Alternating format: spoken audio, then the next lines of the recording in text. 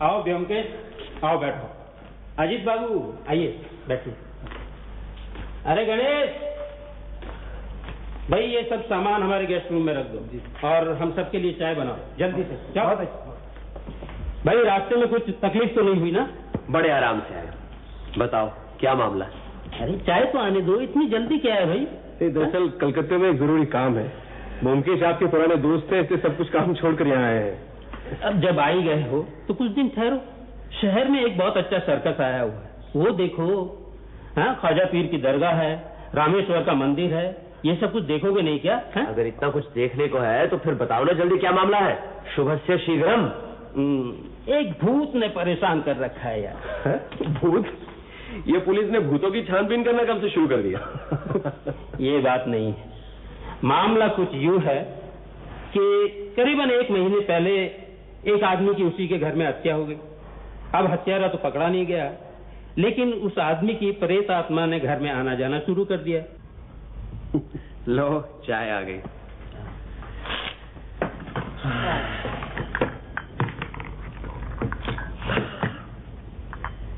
Case तो interesting है।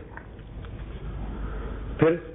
हमारे शहर में नदी के पास एक छोटा सा मकान था, 2 मंजिला, चारों ओर से खुला हुआ, सिर्फ कंपाउंड वॉल से घिरा हुआ। पिछले 15 साल से इसमें बैकुंठ दास नाम का एक जौहरी रहता था। अधेड़ उम्र, बहुत ही कंजूस, लेकिन विनम्र स्वभाव का। उसके साथ में उसकी एक भांजी और एक नौकर, बस यही 3 इंसान रहते थे। शहर में इस जौहरी की सोने चांदी की एक दुकान भी थी, लेकिन हीरे जवाहरात का व्यापार वो अपने घर से ही करता था। इसी जौहरी की हत्या हुई है। वही खातों की जांच पड़ताल के बाद पता चला कि मरते वक्त इसके पास 51 हीरे, पन्ना और चुन्नियां थी, जिनकी कीमत समझो 4 लाख रुपए होगी, और वो सब कुछ चोरी चले गए। कहाँ रखता था ये हीरे जवाहरात? यही तो गोरख धंधा है। 2 मंजिला मकान, ऊपर सिर्फ एक कमरा जिसमें वो खुद रहता था, नीचे एक बैठक और एक कमरा जिसमें उसकी भांजी रहती थी। बाहर से जब कोई ग्राहक आता था तो उसे नीचे बैठक में बिठाकर ऊपर से हीरे जवाहरात लाकर दिखा देता था। उसके कमरे में तो सिर्फ एक चटाई, एक पानदान, एक पानी पीने की सुराही और एक छोटी सी संदूक थी, जिसमें हीरे जवाहरात और नकद रखता था। बाकी ना तो उस कमरे में कोई अलमारी, ना संदूक, यहाँ तक कि दीवारों पे कोई तस्वीर भी नहीं थी। संदूकची में कुछ मिला? कुछ नहीं, सब साफ। सिर्फ कान से मैल निकालने वाली पीतल की छोटी सी छड़ी थी, बस। हत्या कैसी हुई? रोजाना की तरह शाम को 8 बजे बैकुंठ दास दुकान से घर आया। खाना वाना खाकर रात को 9 बजे तक अपने कमरे में सोने चला गया। भांजी भी खा पी कर अपने कमरे में सोने चली गई। नौकर दुकान पे खाना खा के चला गया, क्योंकि वो वहीं सोता था। फिर रात में क्या हुआ किसी को कुछ पता नहीं। सुबह जब बैकुंठ दास ने दरवाजा नहीं खोला तो पुलिस ने आकर दरवाजा तोड़ा। देखा कि अंदर बैकुंठ दास की लाश पड़ी है। जिस्म पर जख्म का कोई निशान नहीं। लगता था हत्यारे ने उसका गला घोटकर उसकी जान ली है और हीरे जवाहरात लेकर खिड़की से कूद गया। हीरे जवाहरात लेकर कोई बाजार में बेचने आया था? अभी तक तो नहीं। हमारे गुप्तचर चारों ओर फैले हुए हैं। और बस और क्या, बैकुंठ दास जी के मरने के बाद उनकी भांजी बेचारी अकेली रह गई। रुपया पैसा भी नहीं था। वो तो यहाँ के पुराने वकील तारा शंकर जी ने उसे अपने पास रख लिया। वकील होकर भी अच्छे इंसान निकले। बैकुंठ दास जी के साथ उनके अच्छे ताल्लुकात थे। हर इतवार को वो शतरंज खेला करते थे। लड़की क्या विधवा थी? नहीं, विधवा तो नहीं, मगर कुछ ऐसा ही समझ लो। कम उम्र में शादी हो गई। शादी होते ही माँ बाप गुजर गए। पति भी बिल्कुल बदमाश निकला, आवारा, लोफर, नाटक ड्रामों में पार्ट करता था। फिर किसी सर्कस कंपनी में शामिल हो गया और पता नहीं कहाँ चला गया। तभी से उसके मामा बैकुंठ दास जी ने उसे अपने पास रख लिया, अपनी बच्ची समझकर। अरे आखिर उन्हें भी तो कोई देखभाल करने वाला चाहिए ना। लड़की की उम्र क्या है? यही कोई 23-24 साल। उसका चाल चलन? जहां तक मेरा ख्याल है अच्छा ही है। शक्ल भी बस ठीक ठाक है, रिश्तेदार वगैरह नहीं के बराबर। बैकुंठ दास जी के मरने के बाद कुछ आए भी थे, मगर जब उन्होंने देखा कि रुपया पैसा कुछ नहीं है, सब चोर ले गए, तो वो भी चुपके से खिसक लिए। लेकिन आप तो कह रहे थे कि किसी भूत ने परेशान कर रखा है, इसमें भूत कहाँ है? बस यहीं से भूत की शुरुआत होती है।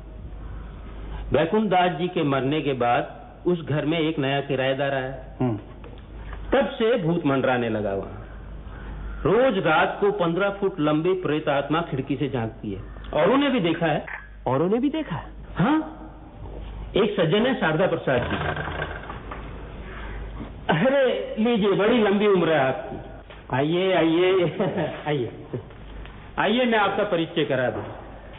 ये हैं ब्योमकेश बख्शी, हमारे कलकत्ता के मित्र, जाने माने प्राइवेट जासूस। और ये उनके साथी अजीत बाबू। नमस्कार। और ये यहाँ के माननीय व्यक्ति श्री शारदा प्रसाद जी, और आप शैलेंद्र कुमार। बैठिए बैठिए ना। धन्यवाद। ये दोनों भूत के विशेषज्ञ हैं। हाँ, हमारे भूत के बारे में यही बताएंगे आपको। आप लोग बैकुंठ दास के बारे में बात कर रहे हैं? जी। बड़ी दुखद घटना है। जब तक गया में पिंडदान नहीं दिया जाएगा, उनकी आत्मा को शांति नहीं मिलेगी। आप क्या भूत प्रेत को मानते हैं? लगता है आप नहीं मानते हैं? हमारे शैलेंद्र जी भी नहीं मानते थे, कहते थे सब ढकोसला है। लेकिन अब कहिए ना शैलेंद्र जी, अब तो यूं समझिए कि पूरा भक्त हूं। सच कहता हूँ बमकेश बाबू, पहले मैं आप ही की तरह था, भूत प्रेत को लेकर माथा पच्ची नहीं करता था। लेकिन जब से शारदा बाबू से परिचय हुआ, तब से इस मामले पर जितना बहस की, उतना ही यकीन होता गया कि भूत प्रेत के बगैर इस दुनिया में रहना नामुमकिन है। क्या पता, हमारे लिए तो मुमकिन है। हमें तो कभी भूत प्रेत की कमी महसूस नहीं हुई। खैर, वो सब कुछ जाने दीजिए। शारदा प्रसाद जी, आप हमारे बैकुंठ दास की प्रेत आत्मा की कहानी बताइए। हाँ, आप अभी भूत की कहानी सुनाइए। ये फजूल के बहस से क्या फायदा? तो फिर सुनिए। बैकुंठ दास जी के मरने के बाद 8-10 दिन तक के उनके मकान पर पुलिस का पहरा लगा रहा। इस बीच उनकी भांजी को ताराशंकर बाबू अपने घर ले आए। इन 8-10 दिनों में क्या कुछ हुआ, कुछ ठीक से पता नहीं, लेकिन 2 पुलिस कांस्टेबल उनके मकान पर रात भर पहरा दिया करते थे। पहरा खत्म होने के बाद एक किराएदार वहां रहने आ गया, कैलाश चंद्र मलिक। उनकी सेहत अच्छी नहीं रहती थी, इसलिए रिटायरमेंट के बाद वो अपनी सेहत अच्छी करने यहां आए थे।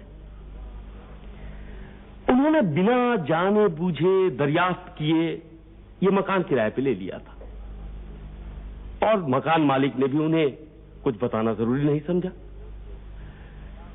एक दिन कैलाश चंद्र जी उसी ऊपर वाले कमरे में, जहां पर बैकुंठ दास जी मारे गए थे, अकेले सो रहे थे। आने के दूसरे दिन ही रात को ठीक 9 बजे उनकी नजर खिड़की पर गई। उन्होंने देखा एक भयानक चेहरा अंदर झांक रहा है। वो चीख पड़े। नीचे से उनके नौकर चाकर ऊपर दौड़ कर आए, लेकिन वो भयानक चेहरा गायब हो चुका था। इसी तरह 3-4 रात वो भयानक चेहरा अंदर झांकता गायब हो जाता, झांकता गायब हो जाता, झांकता गायब हो जाता। सारे शहर में खलबली मच गई। हमें भी खबर मिली। फिर एक दिन 3-4 दोस्तों के साथ हम उनसे मिलने गए। पिछले 15 दिन में 6 बार भूत आया। इस खिड़की से अंदर झांकता था और फिर चला जाता था, जैसे अंदर कुछ ढूंढ रहा हो। किस वक्त आता है वो? कोई ठीक वक्त नहीं, कभी आधी रात, कभी 9 बजे, कभी 10 बजे, लेकिन 9 बजे के बाद। क्या हम भी आकर उस भूत जी के दर्शन कर सकते हैं? हाँ हाँ, क्यों नहीं। 3 दिन के इंतजार के बाद जो हमने देखा, उसके बाद कैलाश चंद्र जी की बातों पर हमें पूरा यकीन हो गया। आपने भूत देखा? जी देखा। बिल्कुल बैकुंठ दास जी की प्रेत आत्मा ही थी? वो तो मैं ठीक से नहीं कह सकता, लेकिन एक भयानक चेहरा था, किसी आदमी का था। कुछ लम्हों के लिए नजर आया, फिर गायब। किसी और ने देखा? हाँ, औरों ने देखा। शैलेंद्र बाबू, आप कुछ कहिए ना, कहते क्यों नहीं है? हाँ, मैंने भी देखा। याद है ना, उस दिन कैलाश चंद्र बेहोश हो गए थे। वो तो डॉक्टर बागची हमारे साथ थे, उन्होंने संभाल लिया, नहीं तो उस दिन एक और ट्रेजेडी हो जाती। इसका मतलब है कि बैकुंठ दास जी की प्रेत आत्मा उस घर की खिड़की में मंडरा रही है। इसके अलावा और क्या हो सकता है? अच्छा, इस मामले में बैकुंठ दास जी की भांजी क्या कहती है? वो बेचारी क्या कहेगी? कुछ नहीं। बैकुंठ दास जी की भांजी से मुलाकात करवा सकते हैं? हाँ हाँ, क्यों नहीं? क्यों ना पहले भूत के दर्शन किए जाए? हाँ हाँ, कर सकते हैं, पर आज ही रात को नजर आ जाएगा इसकी गारंटी नहीं है। लगातार 3-4 रात इंतजार करेंगे तो जरूर नजर आ जाएगा। ये ठीक रहेगा। आपके शहर आए हैं, एक नया तजुर्बा लेकर जाएंगे। चलिए, आज शाम को ही चलते हैं। हम आपको 6 बजे लेने आ जाएंगे। तो इंस्पेक्टर साहब, हाँ। ठीक है ना? हाँ, ठीक। पहले ताराशंकर बाबू से मिलेंगे, वहीं शीला रहती उससे मिलेंगे, फिर भूत। ठीक है, चलिए, फिर शाम को मुलाकात होगी। नमस्कार। नमस्कार।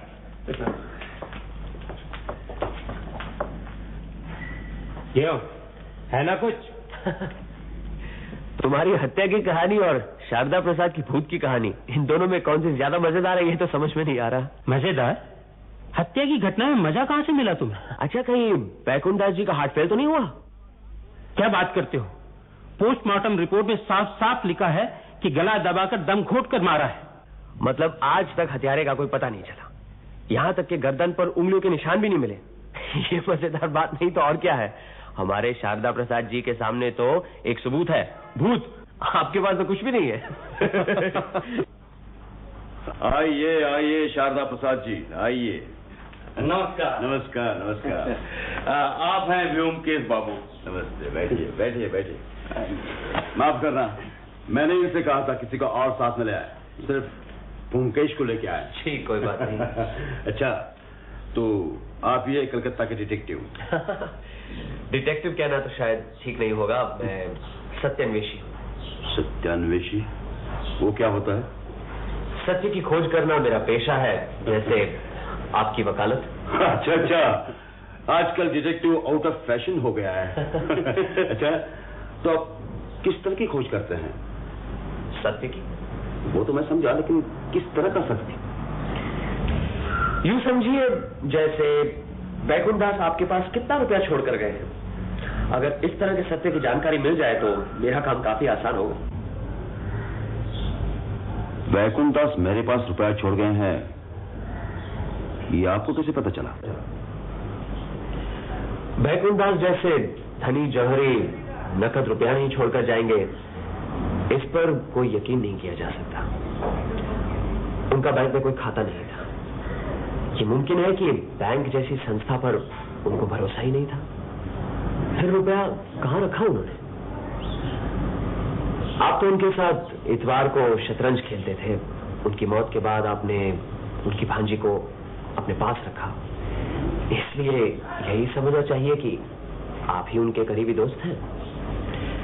लिहाजा रुपया आप ही के पास रखेंगे। आपने ठीक ही कहा, बैंकों के ऊपर बैकुंठ दास का भरोसा नहीं था। उनका नगद सब रुपया मेरे पास था और अभी है करीबन 17,000 रुपए। लेकिन मैंने इस बात की किसी से चर्चा नहीं की और मैं नहीं चाहता कि ये बात आज के बाद किसी को पता चले। आप तो उसे जान गए हैं और मैं चाहता हूं कि ये बात आप अपने तक ही रखें। इस बात को छुपाकर रखने की कोई खास वजह है? बताता हूं।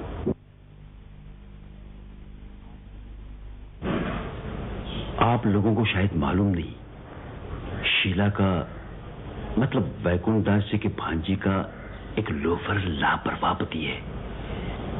शीला को साथ नहीं रखता, सर्कस पार्टी के साथ कहीं घूमता फिरता रहता है। आजकल कहां है किसी को मालूम नहीं। शीला वैकुंठ दास जी की इकलौती वारिस है, ये उसे मालूम है। अगर इन 17,000 रुपयों के बारे में उसे पता चल गया तो वो जबरदस्ती शीला को यहां से ले जाएगा और 2 दिन में सारा रुपया फूंक कर शीला को फिर यहीं फेंक देगा। और ये मैं होने नहीं देना चाहता। हाँ, सारी जिंदगी शीला को यही रहना है। उसके लिए कुछ तो चाहिए। क्या मैं हमेशा जिंदा रहूंगा? आप ठीक ही कह रहे हैं। अच्छा, मैं शीला से मिल सकता हूँ? दरअसल उसी से मिलने यहाँ आया था। हाँ, शीला, ये तुमसे कुछ पूछना चाहते हैं। जाइए, पूछ लीजिए।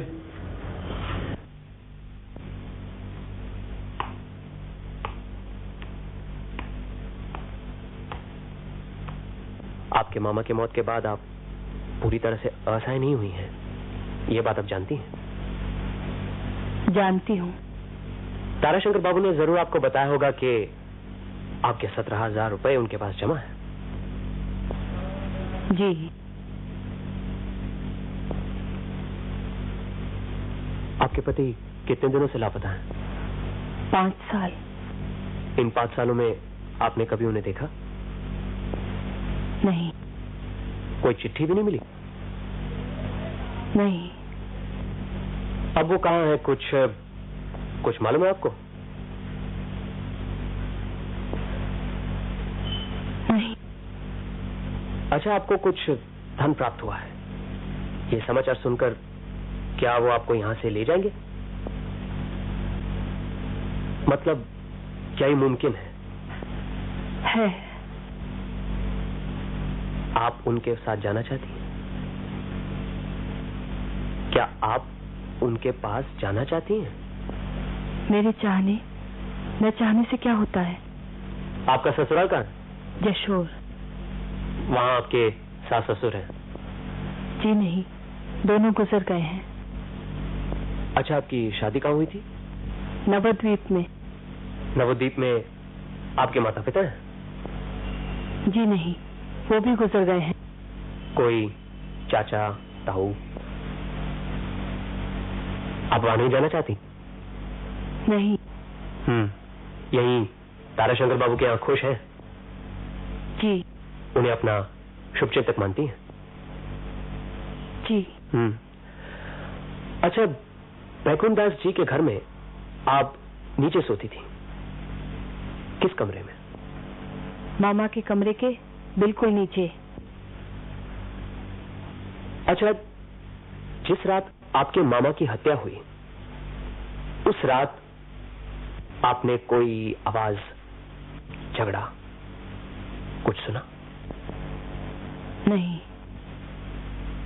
अच्छा, आपके मामा अपने हीरे जवाहरात ऊपर वाले कमरे में रखते थे ना? जी हाँ। कहाँ रखते थे? ये नहीं मालूम। फिर भी कुछ अंदाजा होगा, कभी कुछ देखा होगा? कुछ नहीं। आपके मामा से किसी की दुश्मनी थी? मुझे नहीं मालूम। अच्छा ठीक है, आप जाइए।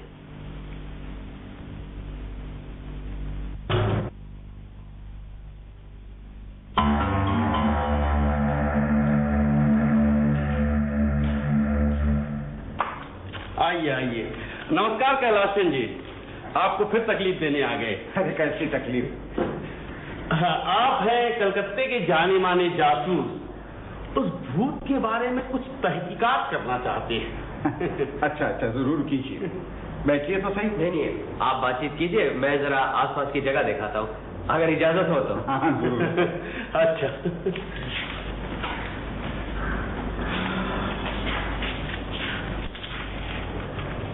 कैसे कैलाश चंद जी, फिर हुए उस भूत के दर्शन? मैं तो तंग आ चुका हूँ। तो फिर छोड़ क्यों नहीं देते इस घर को?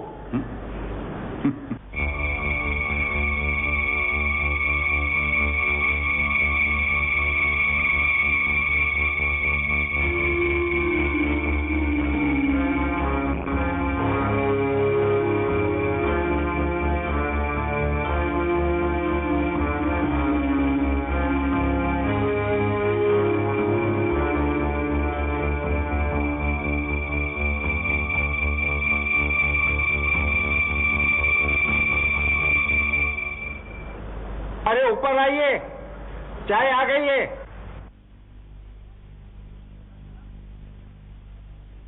कुछ पता चला? बस देख रहा हूं। ये खिड़की जमीन से करीब 15 फुट की ऊंचाई पर है। जी। अब आप अंदाजा लगाइए, जो इस खिड़की से झांकता है उसकी ऊंचाई क्या होगी? यही तो ताज्जुब की बात। कैलाश बाबू, ये भूत की आए दिन की परेशानी जो आपको तंग कर रही है, आपको ऐसा नहीं लगता कि आपको ये घर छोड़ देना चाहिए? सब मुझको यही कहते हैं, ये घर छोड़ दो, लेकिन घर छोड़कर होगा क्या? मैं जहां भी जाऊंगा ये परेशानी मेरा पीछा करती रहेगी। आपका पीछा करेगी? आप क्या सोचते हैं किसी बैकुंठ की प्रेतात्मा यहां चक्कर काट रही है? नहीं, बिल्कुल नहीं। फिर क्या बात? अरे लालटेन लिया, अंधेरा होने वाला है।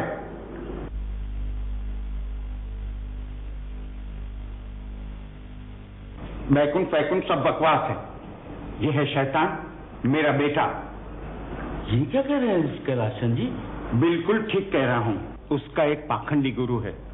एक दिन वो अपने गुरु को लेकर आया था मेरे पास, मैंने उसे जूते मारकर भगा दिया। अब दोनों मरघट पर जाकर कंकाल की खोपड़ी में शराब पीते हैं और मुझसे बदला लेने के मंसूबे बांधते हैं। मेरे पीछे शैतान छोड़ दिया है। लेकिन कुलांगार संतान है, उसका मतलब क्या है मैं क्या नहीं समझता? मुझे दिल का दौरा पड़ चुका है। पिशाच को देखकर मेरा हार्ट फेल हो जाए, बस दोनों की बनाएगी। दोनों गुरु चले मेरी जायदाद को लेकर मजे से गुलछर्रे उड़ाएंगे, और क्या। वो देखो,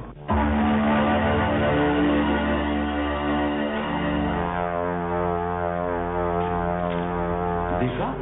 देखिए, ये शैतान है, मुझे बिना मारे नहीं छोड़ेगा। ब्योमकेश बाबू, मेरे जाने का वक्त हो गया है। शैतान के हाथों से कभी कोई बचा है क्या? कैलाश बाबू, डर ही मनुष्य का सबसे बड़ा दुश्मन है, शैतान या प्रेत नहीं। मैं फिर कहता हूँ, आप ये घर छोड़ दीजिए। मैं भी तो यही कह रहा हूँ। मुझे पूरा यकीन है कि बैकुंठ दास की मृत्यु के बाद ये मकान भूतों का अड्डा बन गया है। भूत हो या शैतान, फिलहाल कैलाश बाबू का जो हाल है, किसी तरह का भी कोई झटका या डर इनके लिए अच्छा नहीं है। आपको ये घर छोड़ देना चाहिए। मैं नहीं छोड़ूंगा ये घर। मैं क्यों छोड़ूं ये घर? मैंने किया क्या है जो मैं चोरों की तरह यहां से भाग जाऊं? अगर मेरा अपना बेटा मेरी मौत चाहता है तो ठीक है, मैं यहीं पर मरूंगा। जो बेटा अपने बाप को मार डालना चाहता है, मैं ऐसे बेटे का बाप होकर जिंदा रहना नहीं चाहता। अच्छा, आप इस खिड़की को बंद क्यों नहीं रखते? रखा था 2-4 दिन, लेकिन जब भी वो आता है जोर से खिड़की खटखटाता है। तब से एक नौकर जमीन पर सोता है। मैं जरा इस कमरे को अच्छी तरह से देख लूं।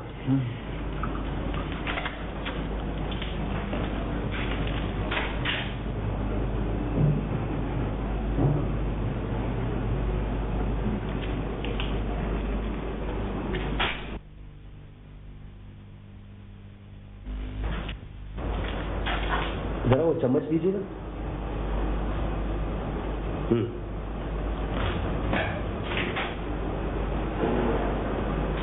ये कलकत्ते के जासूस कर क्या रहे हैं? अरे करेंगे क्या, ये शहरी लोग शहर को ही जानते हैं। हमारे यहाँ क्या होता है इन्हें क्या मालूम।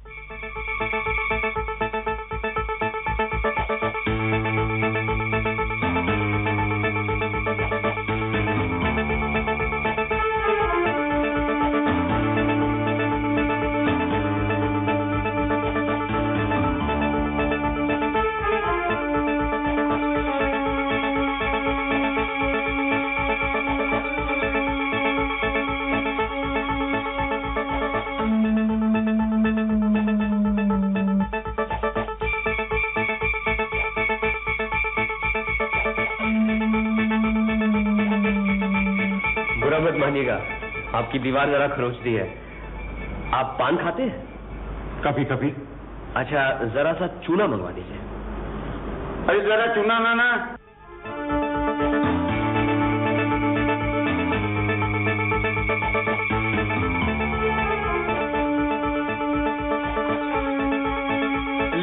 ब्योमकेश बाबू को यहाँ आकर एक फायदा जरूर हुआ है।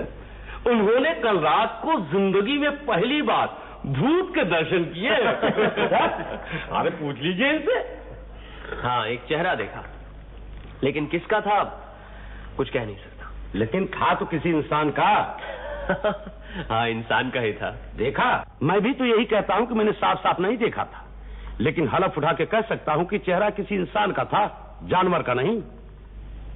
अरे भाई, प्रेतात्मा का चेहरा और उसका मकसद साफ साफ क्या है, ये हम जीवित लोग कैसे समझ सकते हैं। लेकिन मेरा पूरा विश्वास है कि बैकुंठ दास की भटकती हुई आत्मा कुछ कहना चाहती है। हो सकता है वो कातिल का नाम बताना चाहती हो। ऐसी हालत में हमें उसकी मदद करनी चाहिए। ये भी ठीक है। उसकी मदद के लिए हमें चाहिए कि कैलाश बाबू को कह दे कि वो मकान छोड़ दे। इसमें उनकी भी भलाई है और भूत की भी। ये बिल्कुल ठीक कहा आपने, लेकिन वो तो समझे बैठे हुए हैं कि वो भूत उन्हीं की लड़के का छोड़ा हुआ कोई शैतान है। क्या? हाँ। ये सब मैं बाद में समझा दूंगा। फिलहाल यही ठीक रहा कि कैलाश बाबू को समझा बुझाकर जितनी जल्दी हो सके कहीं और जाने को कहा जाए। ये देखो हीरा, आज दिन में इतने लोग थे इसलिए मैंने सब कुछ कहना मुनासिब ही समझा। मुझे लगता है हत्यारे का पता लग जाएगा। ये हीरा तुम्हें मिला था? ये हीरा मुझे बैकुंठ दास के कमरे की दीवार में चिना हुआ मिला।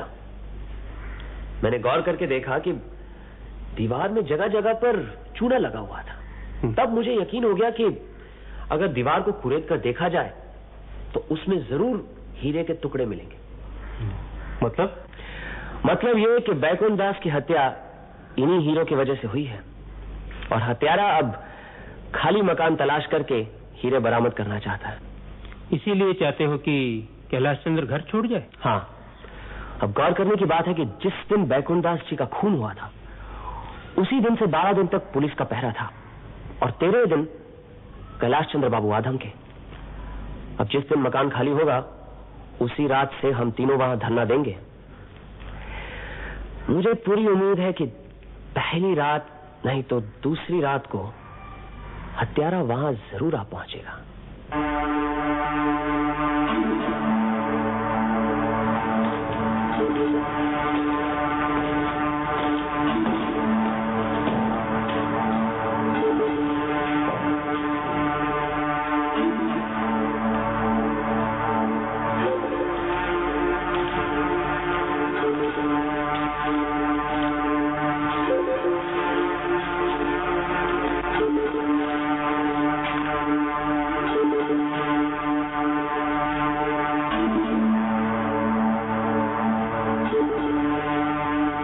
चलो यहीं कहीं जमीन पर बैठ जाते हैं।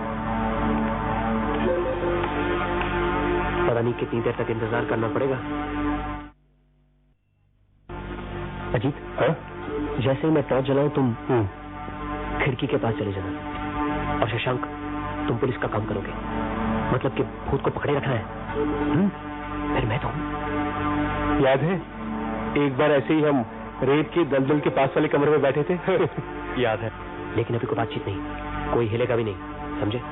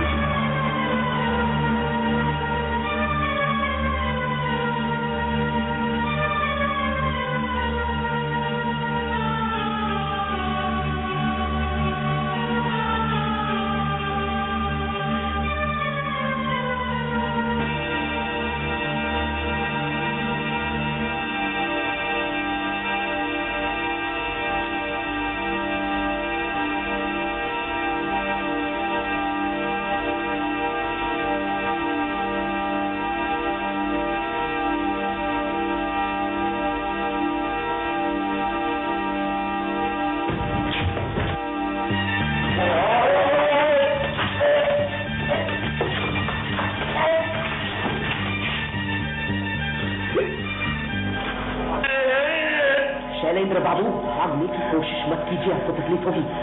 नीचे हमारे सिपाही तैनात हैं। जमादार साहब, ऊपर आइए।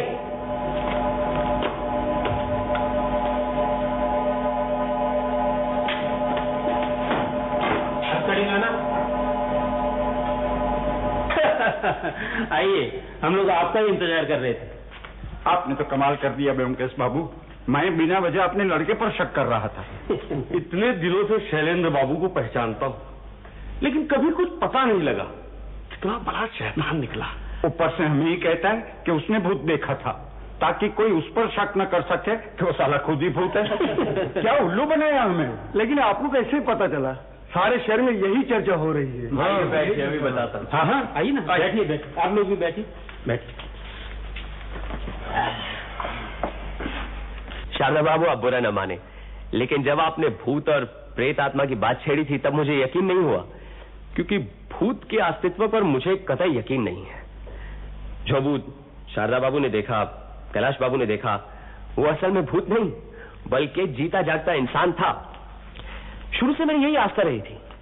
अब सवाल ये उठता है कि ये शख्स जो भूत बनकर बैठा है, ये कौन है और भूत क्यों बनकर बैठा है? लोगों को भूत बनकर क्यों डरा रहा है? इसका एक ही जवाब निकलता है कि वो भूत बनकर मकान में रहने वालों को भगाना चाहता है। अब सवाल ये उठता है कि वो उन्हें क्यों भगाना चाहता था, उसका मकसद क्या था? बैकुंठ दास जी की मौत के बाद उनके कीमती हीरे जवाहरात नहीं मिले। पुलिस का कहना है कि जिस लकड़ी के बक्से में उनके रुपए थे, उसी में उनके हीरे जवाहरात भी थे और हत्यारा उस बक्से को उठाकर ले गया। अब ये बात कुछ जमी नहीं। बैकुंठ दास जी का चरित्र जैसा था, कंजूस, हमेशा चौकस, ऐसा नहीं जान पड़ता कि वो एक मामूली से बक्से के अंदर अपने कीमती हीरे जवाहरात रखते, लेकिन थे उसी कमरे में। कहां रखे थे? हत्यारे को पता था कि बैकुंठ दास जी के कमरे में कीमती लाखों के हीरे जवाहरात छुपे हैं, इसीलिए उसने उनकी हत्या की। हत्या के बाद लकड़ी का बक्सा खोला, सिर्फ कुछ रुपए मिले, हीरे जवाहरात तो कहीं मिले नहीं। इन्हीं हीरों को हासिल करने के लिए भूत बनकर उसने कैलाश बाबू को डराना शुरू किया, ताकि वो मकान छोड़कर चले जाएं और वो आराम से बैठकर हीरे ढूंढे। यही मौका हमने उसे दिया और उसी से वो पकड़ा गया। अब सवाल ये उठता है कि ये भूत या चोर, हत्यारा, उसने ऐसा क्यों किया? उसका मकसद क्या था? आपको ये जानकर ताज्जुब होगा कि यही शैलेंद्र बैकुंठ दास जी की भांजी शीला का पति है और शीला को शुरू से ही अपने मामा के हत्यारे का पता था। मैं शैलेंद्र को हवालात में मिला। मैं करीब 3 हफ्ते पहले इस शहर में सर्कस कंपनी के साथ आया। सर्कस के पहले दिन ही मैंने देखा कि मेरी पत्नी शीला अपने मामा के साथ सर्कस देखने आई है। मुझे दिन में कोई खास काम नहीं रहता, इसलिए मैं शीला के मामा के बारे में जानकारी हासिल की तो पता चला कि शीला का मामा एक बहुत बड़ा पैसे वाला जौहरी है। एक दिन मैं शीला के मामा का घर का पता लगाते लगाते शीला से जाकर मिला। बोलो, अब मुझे छोड़कर नहीं जाओगे? नहीं जाऊंगा शीला। दरअसल मैं सर्कस के काम से तंग आ गया। मैं चाहता हूं कलकत्ते में जाकर रहूं, कोई काम धंधा शुरू करूं, लेकिन मजबूरी ये है कि हमारे पास रुपए नहीं। हमें रुपया नहीं चाहिए, बस तुम मुझे यहाँ से ले चलो। तुम्हारे मामा के पास तो रुपए, हीरे जवाहरात सब है। वो तो भी कुछ नहीं कहेंगे। 5 साल से तुम नहीं आए और आज उन्हें देने की जरूरत नहीं है, मैं खुद ले लूंगा। और सुनो, मैं कल रात आऊंगा। रात में तुम्हारे घर में कोई नहीं रहता, तुम दरवाजा खोल देना, मैं ऊपर से हीरे, रुपए, जवाहरात सब ले लूंगा। उसके बाद हम दोनों यहाँ से भाग चलेंगे। नहीं। अगर तुम मेरे साथ आना चाहती हो तो बस यही एक रास्ता है, मैं कल रात जरूर आऊंगा। दूसरी रात शीला ने दरवाजा खोल दिया और मैं ऊपर गया।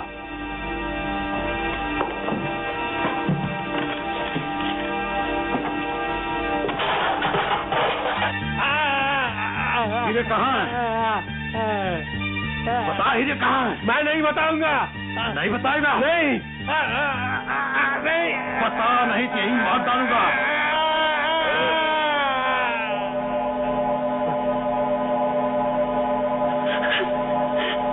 तुम्हें पता है कहाँ हीरे? मैं मारना नहीं चाहता था, लेकिन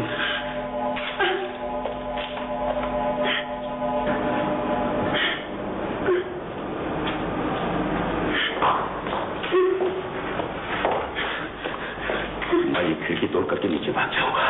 तू नीचे जा, मैं अंदर से दरवाजा बंद करता हूँ। कल या परसों फिर आऊंगा, दरवाजा खोल देना। मैं हीरे ढूंढ निकालूंगा। और खबरदार कभी किसी को कुछ बताने की कोशिश की तो तुझे कभी मैं साथ नहीं ले जाऊंगा, समझी? चल भाग नीचे जा, जा।